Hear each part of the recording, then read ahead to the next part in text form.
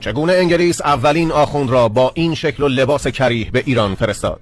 در این ویدئو گذری داریم بر این که قشر مفتخور و زالو صفتی که آخوند نام دارد از کجا و از چه زمانی وارد فرهنگ ما شد و مانند زالو به جان مردم عوام افتاد. جالبترین نکته اینجاست که در زمان شاه عباس صفوی انگلیس یک هندی را برای پایه‌ریزی سیستم آخوندی به ایران فرستاد و او کسی نبود جز جد علامه مجلسی کفتار. کمتر کسی را میتوان سراغ داشت که در زندگی روزمره خود کلمه آخوند را به کار نبرد یا نشنود. آخوند کیست و از کجا وارد فرهنگ ما شد؟ یک مثال قدیمی طنز در ایران وجود دارد که میگوید اگر ریش هر آخوند کفتار را بالا بزنی زیر آن نوشته شده ساخت انگلیس.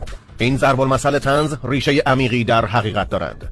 طبق مدارک اولین بار در زمان صفویه سر و کله انگلیسی ها در ایران پیدا شد. نام برادران شرلی برای همه آشناست. برادران شرلی در هنگام عزیمت به ایران مترجم در اختیار داشتند که این نشان دهنده آن است که دولت انگلیس از سالها قبل کشور ایران و مردم ایران و روحیات آنها را می شناخته و با قصد و نیت قبلی پا به کشور ایران گذاشته است. در هنگام عزیمت برادران شرلی به ایران یکی از همراهان آنها به اشتباه توسط دولت شاه عباس جانش گرفته می شود. شاه عباس از شنیدن این خبر ناراحت می شود و به برادران شرلی می گوید ای کاش به جای این نوکر شما جان 6 ایرانی گرفته می شد، ولی هرگز این اتفاق نمی افتاد. برادران شرلی به شاه عباس می گویند زیاد خودتان را ناراحت نکنید، این نوکری که جان باخت ایرانی بوده.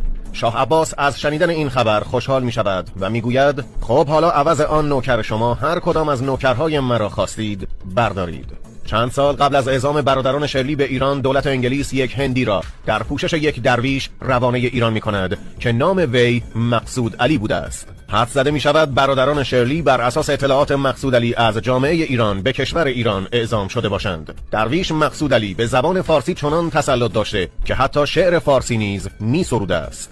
وی اولین ویروس شومی بود که از طرف دولت انگلیس روانه ایران شد و به طوری که در ادامه خواهید شنید صنعت ملا و آخوندسازی توسط وی در ایران راه انداخته شد. ورود لاشخوری به نام مقصود علی به ایران به سال 990 هجری گزارش شده است.